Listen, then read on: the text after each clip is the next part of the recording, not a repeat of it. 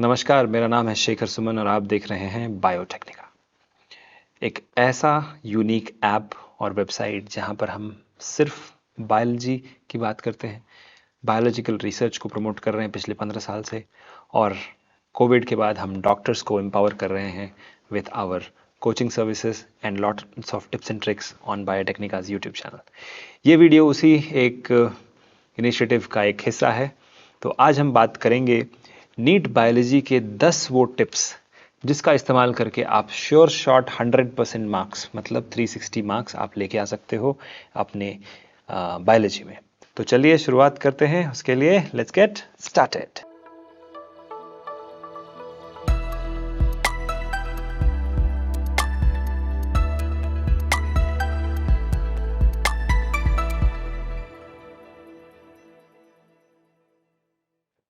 Welcome back. So now we will start talking about how to score full marks in our NEET biology. NEET biology देखा जाए तो काफ़ी scoring है, लेकिन कुछ प्रोसीजर्स हमें फॉलो करनी पड़ेगी। हर चीज़ के लिए एक प्रोसीजर होती है। आप जब डॉक्टर बनोगे तो ऑपरेशन की भी एक प्रोसीजर होगी, स्टैंडर्ड ऑपरेटिंग प्रोसीजर होगी। तो आपको ये जानना ज़रूरी है कि नीट एग्ज़ाम में जो बायोलॉजी, इनफैक्ट कोई भी सब्जेक्ट है, उसकी एक प्रोसीजर है और उस रेसिपी को आप फॉलो करोगे। जैसे कि अगर आपको दाल बनाना है तो दाल की रेसिपी फॉलो करोगे तो दाल बनेगा, लेकिन सब्जी की रेसिपी फॉलो करोगे तो दाल की सब्जी बन जाएगी, राइट। सो बेसिकली अगर आपको 100% मार्क्स स्कोर करना है बायोलॉजी में तो आपको ये रेसिपी फॉलो करनी पड़ेगी। तो पहली चीज़ जो मैं यहाँ हाईलाइट करना चाहूँगा वो है स्ट्रैटेजी।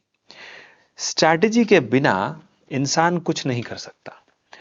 अब सवाल ये उठता है कि ठीक है, अगर इंसान कुछ नहीं कर सकता तो फिर हम सब इतना हार्डवर्क के पीछे क्यों भागते हैं। जब भी मम्मी पापा बोलते हैं कि मुझे बेटा तुमको डॉक्टर बनना पड़ेगा, उसके लिए मेहनत करो, तो वर्ड इज मेहनत करो, राइट।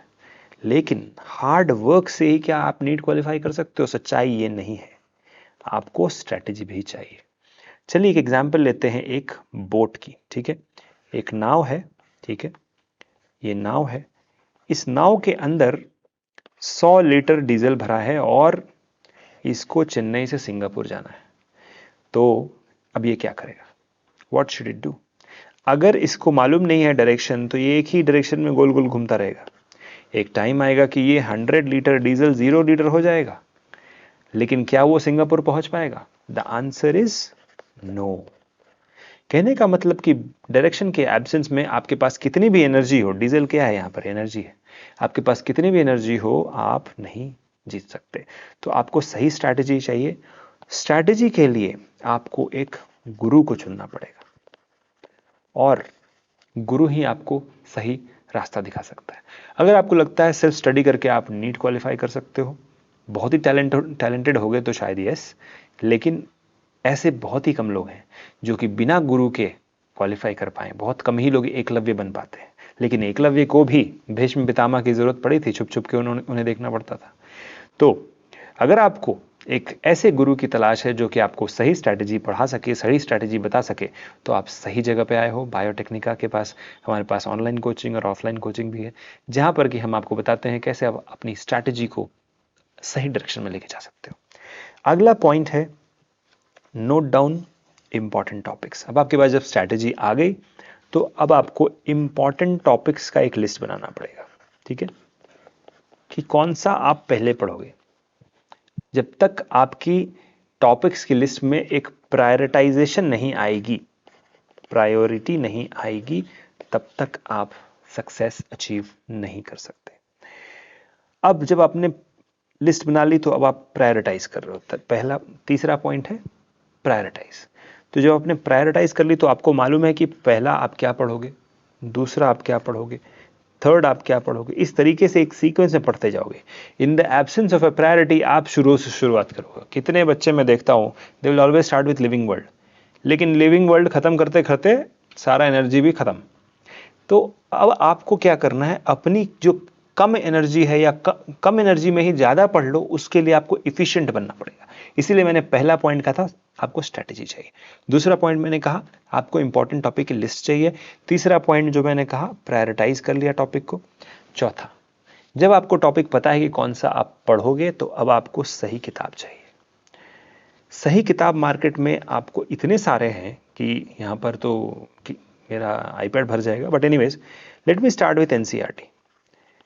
ठीक है, एनसीईआरटी से बेहतर बुक इस वक्त कुछ भी नहीं है। आप एनसीईआरटी को स्टार्ट कीजिए। एनसीईआरटी जब आपने कंप्लीट कर ली, रिवीजन के लिए आप बाकी स्टडी मटेरियल ले सकते हो, बट एनसीईआरटी ही आपकी शुरुआत होनी चाहिए।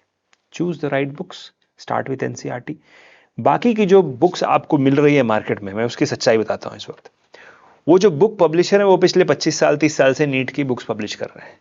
तो क्या हुआ, हर साल नई नई क्वेश्चन आती गई, वो लोग उसको ऐड करते चले गए। अब उनकी बुक इतनी मोटी हो जाती है, अब वो बुक का मोटापा ही देख के आप डर जाते हो, अरे इतनी मोटी बुक पढ़नी पड़ेगी, आप कभी शुरू ही नहीं करते हो। तो बुक की मोटाई से मत डरो, एनसीईआरटी से शुरू करो। एनसीईआरटी के हर एक लाइन को चाट जाओ, उसको समझ जाओ, उसको एलाबोरेट करो, अपने लैंग्वेज में लिख लो, नोट्स बना लो। ठीक है, तो अब आ गई अगली चीज, कॉन्सेप्चुअल क्लैरिटी। जब आपको सही बुक मिल गई, अब उसकी कॉन्सेप्चुअल क्लैरिटी होनी चाहिए। अगर आप हिंदी मीडियम के हो और आपकी तो एनसीईआरटी हिंदी में इंग्लिश में है अगर मान लो, तो आपको अगर तकलीफ हो रही है, आप एक गुरु का हेल्प लीजिए जो कि आपको डायरेक्टली समझा सके। अगर आपको कॉन्सेप्चुअल क्लैरिटी है तभी आप नीट के जो इनडायरेक्ट क्वेश्चन है उसको तोड़ सकते हो। डायरेक्ट क्वेश्चन आती नहीं है, और अगर आएगी भी तो सबको ही सॉल्व कर सकता है। रिमेंबर, नीट एक कंपटीशन है, और इस कंपटीशन में सिलेक्शन से ज़्यादा रिजेक्शन होता है। 16 लाख लोग लिखते हैं, 85,000 लोग सेलेक्ट होते हैं, और उसमें से भी टॉप के जो 40-45,000 लोग हैं उनको ही एमबीबीएस मिलता है, बाकी लोग बीडीएस या फिर दूसरे ब्रांच में जाते हैं। ठीक है, मतलब कि ये जो है 2.5% का सिलेक्शन होता है। So you need a guru to get that. Self study भी करना है और एक सही गुरु भी आपको चाहिए। चलिए, 7वां टेक्निक जो मैं आपको बताऊंगा वो है फेनमैन टेक्निक। इसमें आप क्या करोगे, सेल्फ स्टडी करो, अपने गुरु से भी पढ़ो, फिर किसी को पढ़ाओ। किसी को पढ़ाओ मतलब ये नहीं कि आप जाके यूट्यूब पे वीडियो बनाने लगे या जूम के थ्रू किसी को पढ़ा रहे हो। किसी अपने दोस्त को पकड़ो, बगल में बैठो, उसको पढ़ाओ। जब आप उसको पढ़ाने लग जाओगे तो क्या होगा, आपकी खुद की कॉन्सेप्चुअल क्लैरिटी बढ़ेगी, क्योंकि आप उसको रिव्यू भी कर रहे होगे, जो आप पढ़ चुके हो उसको रिव्यू कर रहे होगे। और फिर क्या होगा, सिंप्लीफाई हो जाएगा, जो टॉपिक है आपके मन में एक गूगल मैप की तरह छप जाएगा। ठीक है, this is how you study. Feynman technique point number 7। अब आते हैं अगली टेक्निक जो है टेबल्स एंड चार्ट्स। जब भी पढ़िए 2-3 चीज हमेशा कीजिए। फॉर्मूला की लिस्ट बना लीजिए। ठीक है, टेबल्स से पढ़िए। अब जब फोन खरीदने जाते हो अमेजन पे क्या करते हो, आप कंपेयर करते हो, अरे इसमें 4 GB रैम है, इसमें 8 GB है, चलो ये वाला अच्छा है, इसको ले लो। करेक्ट, मतलब कि एक साइड का फीचर याद रखोगे तो दूसरा साइड का ऑटोमेटिक याद रहेगा। Gram negative, gram positive bacteria, photophosphorylation और डीफॉस्फोरिलेशन, बहुत सारी चीजें। तो हर चीज का कुछ ना कुछ उल्टा होता है। ठीक है, so that is where ATP, ADP, DNA, RNA, तो आप कंपैरिजन करके पढ़ो। ठीक है, पहला फॉर्मूला को लिस्ट बना लो, अपने सामने चिपका लो, डेली एक बार देखो, सब कॉन्शियस माइंड में आएगा। दूसरा, टेबल बनाओ, टेबल से पढ़ो, उससे कंपेयर करके पढ़ो, दिमाग में बैठ जाएगा। तीसरा है फ्लो चार्ट। जैसा कि आप देख रहे हो यहां पर मैंने जो भी लिख रहा हूं एक चार्ट बना के लिख रहा हूं, तो आपको ज्यादा समझ में आ रहा होगा। अगर मैं इस तरीके से बस बात करूं और बात करके चले जाऊं तो फिर आपको समझ में उतना अच्छा नहीं आएगा। लेकिन जब मैं यहां पर चार्ट बना के पढ़ा रहा हूं तो आपको समझ में ज्यादा आ रहा है। तो इसीलिए अब आपको चार्ट्स बनानी पड़ेगी, मतलब कि फॉर्मूला, टेबल्स और चार्ट्स बना लीजिए, क्योंकि आपका दिमाग जो है वो इसी प्रोग्रामिंग को समझता है। जितना जल्दी आप समझ जाओगे उतना जल्दी आगे बढ़ जाओगे। चलिए, 8 नंबर, प्रैक्टिस। प्रैक्टिस किस चीज का, ठीक है, MCQ of previous year question paper, ये तो सब बताते हैं। मैं आपको एक नई चीज बताता हूं। जब भी कोई नया क्वेश्चन देखो, ठीक है, अपने आप से ये पूछो कि अगर मैं इस वक्त 3 घंटे के एग्जाम में होता तो क्या मैं इस क्वेश्चन को सॉल्व करता कि नहीं करता, यस और नो। अगर सॉल्व करता तो फिर प्रोसीड करो, अगर नहीं करता तो मत करो। कहने का मतलब यह है कि आपको नेगेटिव मार्किंग से बचना है। ठीक है, 4 नंबर इधर आएगा तो 1 नंबर उधर जाएगा, माइनस हो सकता है। तो नेगेटिव मार्किंग से बचने का तरीका एक ही है कि स्टार्टिंग से ही, the day you start practising questions, उसी समय से आप ये दिमाग में बिठा लो कि जब भी क्वेश्चन देखो सोचो कि इसकी कॉन्सेप्चुअल क्लैरिटी मेरे पास है कि नहीं है। अगर नहीं है तो मुझे टच नहीं करना, नेक्स्ट पे मूव करो। तो इससे क्या होगा, आप नेगेटिव मार्किंग को अवॉइड करोगे। आप सक्सेसफुल इसलिए नहीं होते हो क्योंकि आपको सब कुछ पता है। आप सक्सेसफुल इसलिए होते हो क्योंकि आपने सबसे ज़्यादा सही क्वेश्चंस मार्क किए हैं, और यही टेक्निक है 100% मार्क्स लाने का बायोलॉजी में। अब आ जाते हैं टाइम मैनेजमेंट। आपको याद है फलक्रम, पढ़ाई होगा आपने, ठीक है। इधर ज़्यादा वेट रख दिया, इधर W2 W1, obviously W1 is more than W2, so obviously इधर बढ़ जाएगा, उधर घट जाएगा। सो बेसिकली टाइम मैनेजमेंट में क्या होता है, बच्चे हमेशा कंफ्यूज हो जाते हैं। कहाँ पर कि आपकी जो सेक्शंस है, फिजिक्स, केमिस्ट्री, बायोलॉजी और जोलॉजी, बॉटनी, ठीक है, 4 सेक्शंस हैं, बॉटनी, जोलॉजी। इन चारों सेक्शन में आपको बैलेंस बनाना है, ठीक है। मान लीजिए यहाँ पर 180 मार्क्स आपने स्कोर कर लिए, यहाँ भी 180 स्कोर कर लिए, 360 हो गए। आपको 600 मार्क्स चाहिए to get into the MBBS, ठीक है।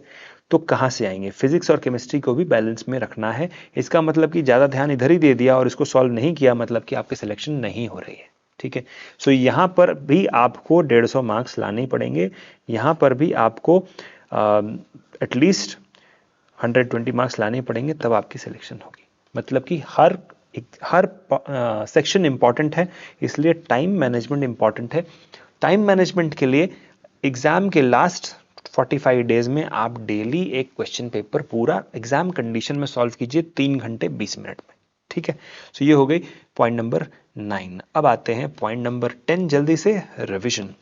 देखिए रिविजन क्यों जरूरी है? इसलिए जरूरी है क्योंकि एग्जाम में मैं नहीं जाऊंगा, ना आपका कोई और यूट्यूब गुरु जाएगा, ना कोई टीचर जाएगा, सिर्फ आप जाओगे। देखो टीचर को एक सब्जेक्ट पढ़ाना पड़ता है, बायोलॉजी या फिजिक्स या केमिस्ट्री, आपको तो सारा पढ़ के जाना पड़ता है, ठीक है। तो मतलब कि अगर रिवीजन नहीं किया, दिमाग की कैपेसिटी को नहीं बढ़ाया, तो क्विक रिकॉल नहीं कर पाओगे, ठीक है। क्विक रिकॉल नहीं कर पाओगे, लॉन्ग रिटेंशन नहीं होगा, ज्यादा दिन तक याद नहीं रहेगा, और कॉन्सेप्चुअल क्लैरिटी नहीं होगी। तो क्या होगा? Result negative marking, marks negative आएगी और आप क्वालिफाई नहीं कर पाओगे। तो रिवीजन बहुत ही जरूरी है। रिवीजन के लिए आप स्लॉट्स बनाओ। रिवीजन ऐसा नहीं होता कि लास्ट के एग्जाम के लास्ट 3 महीने में ही रिवीजन होता है। रिवीजन बिगिंस फ्रॉम डे 1, ठीक है। अपने डे को, अपने दिन को 3 भाग में डिवाइड करो, ठीक है। Study, revision, practice. अब इसमें या तो आप SRP कर लो, या फिर स्टडी, प्रैक्टिस, रिवीजन, या फिर रिवीजन, स्टडी, प्रैक्टिस। जिस तरीके से भी कर लो, यही मैट्रिक्स है मेरे दोस्त, तभी आप जीतोगे। तो ये थे 10 पॉइंटर जो मैंने आज आपको बताए। इन पॉइंटर्स की मदद से आप न सिर्फ बायोलॉजी बट फिजिक्स और केमिस्ट्री में भी फुल मार्क्स ला सकते हो।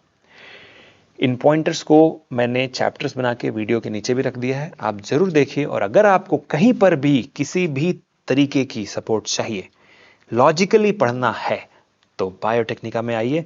हम कटोरा चम्मच लेके कॉन्सेप्ट नहीं पिलाते, आपकी सोचने की एबिलिटी को इतना तगड़ा कर देते हैं कि जब एग्जाम में जाओगे तो भूलोगे नहीं, सब याद आएगा और एग्जाम में 100% स्कोर लेके आओगे।